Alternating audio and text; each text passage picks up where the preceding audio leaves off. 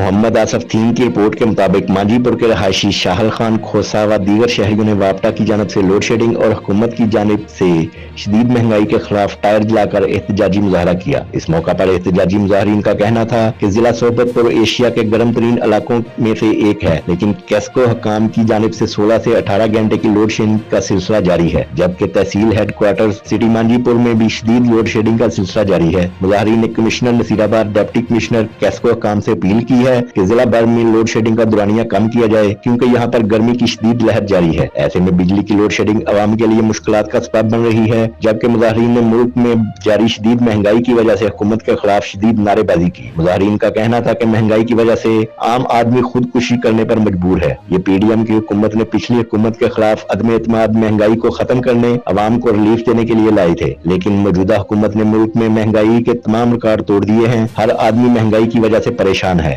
آٹا، گھی، دالیں، سبزیاں، ہر چیز عام آدمی کی پہنچ سے دور ہو چکی ہے۔ لوگ ایک وقت کی روٹی تو دور کی بات صبح کی چائے کے لیے پریشان ہو چکے ہیں۔ حکومت کو چاہیے کہ وہ جعلی اور کھوکھلے وعدوں اور مہنگائی کی ذمہ داری کا الزام پچھلی حکومت پر ڈالنا چھوڑ دے اور عوام کو ریلیف فراہم کرنے کے لیے حقیقی معنوں میں اپنا کردار ادا کرے، تاکہ عوام کو کچھ نہ کچھ سکون تو مل سکے۔